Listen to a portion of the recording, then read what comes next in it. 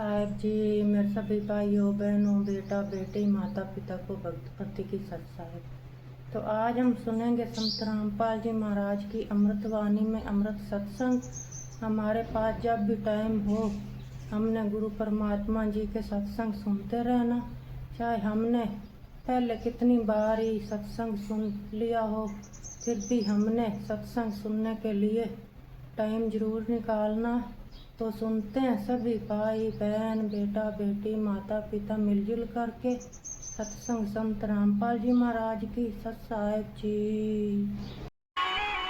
हम क्यों नहीं मरना चाहते? क्योंकि हमें अच्छा नहीं लगता। तो हम सतलोक में रहते थे, हम सत्यलोक में रहते थे, वहां मरते नहीं थे। सदा हम वहां पर अमर शरीर प्राप्त करके रहते थे। हमारे बच्चे थे, परिवार था, ठाठ से रह रहे थे, लेकिन हम अपनी नादानी अपनी गलती के कारण इस काल के जाल में फंस गए। अब हमें वो स्वप्न याद आते हैं, वो हमारे अंदर, वो हमें याद है कि हम मरते नहीं थे, मरना नहीं चाहिए। लेकिन यहाँ का नियम है कि जो जन्म हुआ है उसकी मृत्यु अवश्य होगी। यहाँ ब्रह्मा विष्णु महेश जिनको हम भगवान मानकर पूजा करते थे, इनकी भी जन्म और मृत्यु होती है, ये भी अमर नहीं है।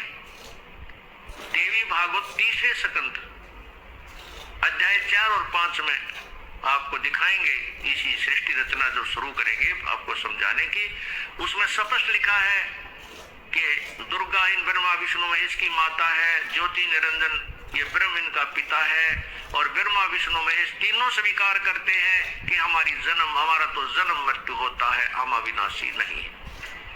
अब हम सतलोक में वापस जाने की तैयारी कर रहे हैं, जहां पर ना कोई कष्ट है, ना कोई रोग है, ना कोई गर्मी है, ना कोई फ्लड आती है, ना कोई महामारी आती है, न कोई वहां पर अकाल गिरता है।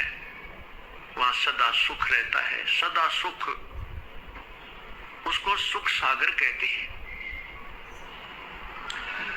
शंखों लहर मेर की उपज कहर नहीं जा कोई, दास गरीब अचल अविनाशी सुख का सागर सोई। शंखों लहर मेर की उपजे कहर नहीं जा कोई।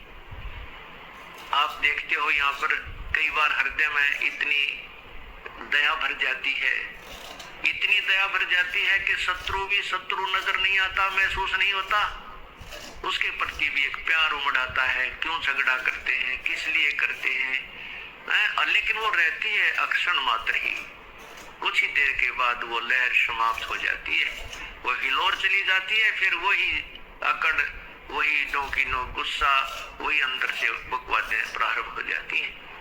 तो भगवान बताते हैं कि उस सतलोक में ऐसी मेहर की लहर शंखों पल पल यही निकलती है, वहां कहर की लहर नहीं है। शंखों लहर मेहर की उपज कहर नहीं जा कोई, दास गरीब अचल अविनाशी सुख का सागर सोई। वो सुख सागर है। जैसे समुद्र में, सागर में जब जहाज बीच में पहुंच जाता है, अन्य वस्तु नजर नहीं आती, केवल जल दिखाई देता है, सर्वत्र सागर ही होता है।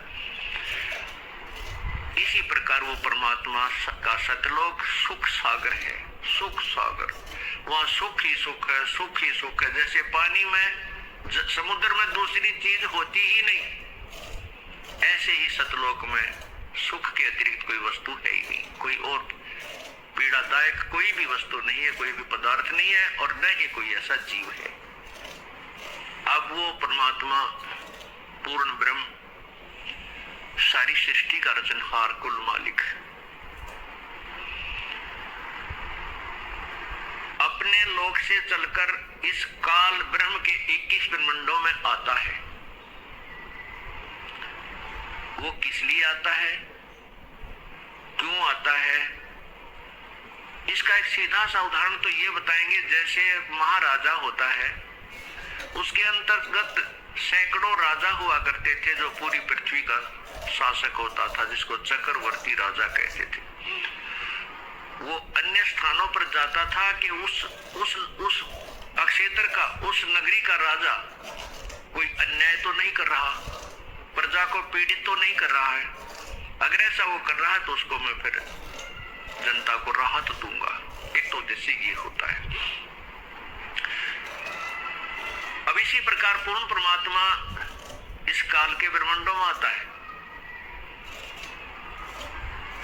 यहाँ की जनता जब हाहाकार मचा देती है, यहाँ के जीव तड़फने लगते हैं, तब वो परमात्मा या तो स्वयं आता है या फिर कोई अपना दास अपनी पावर युक्त अपनी कुछ पावर उसमें डालकर भेज देता है, अर्थात उसको कुछ शक्ति प्रदान करके भेजता है, जो पुण्य आत्माओं को सुख प्रदान करता है उसी प्रभु के आदेश और शक्ति से। अब वो परमात्मा पूर्ण ब्रह्म चारों युगों में आते हैं और यहाँ का जो राजा है, यहाँ 21 ब्रह्मांड का जो प्रभु है वो ब्रह्म है। पुण्यात्माओं, ये आपको तत्व ज्ञान ऐसा रटवा दूंगा, उंगलियां पे याद हो जाएंगे आपके। ये ब्रह्म के है, पर ब्रह्म क्या है, पूर्ण ब्रह्म क्या है, ब्रह्मा विष्णु महेश की कितनी पावर है। हमने ब्रह्मा विष्णु महेश को कभी बुरा नहीं कहा और ना ही ये बुरे हैं। हम तो ये कहते हैं कि तीनों देवा दिल में बसे ब्रह्मा विष्णु महेश और प्रथम इनकी वंदना पर सुन सतगुरु उपदेश। ये हमारे प्रभु हैं, हम इस काल के लोक में रह रहे हैं, लेकिन हम इनकी सतीशी बताते हैं, इनकी पावर से आपको परिचित कराते हैं। जैसे एक स्टेट का मंत्री, एक राज्य का मंत्री, एक प्रांत का मंत्री होता है, उसकी पावर होती है, उसमें भी शक्ति होती है, लेकिन वो प्रधानमंत्री के बराबर नहीं होता। हमने यही गलती कर रखी है कि एक स्टेट के मंत्री को हमने प्रधानमंत्री मान रखा है। ये अज्ञानता है, इसको तत्व ज्ञान से हमने समझना है। ब्रह्मा विष्णु महेश एक मंत्री है, एक एक विभाग के और एक ब्रह्मांड में, एक प्रांत में। इस काल भगवान के 21 प्रांत हैं। ये मुख्य, यहाँ का मुख्यमंत्री है, समझ लो 21 प्रांतों का। वैसे तो प्रांतों की उदाहरण देने के लिए कुछ हमने अलग से वास्तविकता से कुछ भिन्न बेशक हो, लेकिन समझने के लिए काफी होती है। ये निरंजन जो ये काल है, ब्रह्म है, ये एक ब्रह्मांड में स्वयं मुख्यमंत्री का रोल करता है और इसके तीनों पुत्र एक एक मंत्री का रोल करते हैं। अन्य जो नीचे देवता है, कोई कुबेर है, वो खजान इसका वित्त मंत्री है, और वरुण है, ये जल का सिंचाई मंत्री है, ये अन्य मंत्री। लेकिन इनमें भी जो विशेष मंत्री हैं वो 3 ही है। इन तीनों के अंतर्गत अन्य काम करते हैं। जैसे वरुण है, ये जल विभाग का, सिंचाई विभाग का चीफ इंजीनियर जान लो। इस तरह की इनकी सचिथी बना रखी। तो ये एक ब्रह्मांड में ब्रह्मा विष्णु महेश केवल 3 लोक बने हैं। एक ब्रह्मांड में 3 लोकों में एक एक विभाग के मंत्री हैं और इनका पिताजी मुख्यमंत्री एक ब्रह्मांड में। ऐसा जानो। और इन ब्रह्म से ऊपर परब्रह्म, परब्रह्म से ऊपर एक पूर्ण ब्रह्म। पूर्ण ब्रह्म जो है वो सारी सब ब्रह्मांडों का मालिक है, कुल का मालिक है। उसको परम अक्षर ब्रह्म भी कहते हैं। गीता के यथार्थ विश्लेषण की जानकारी के लिए पढ़ें पुस्तक गीता तेरा ज्ञानामृत।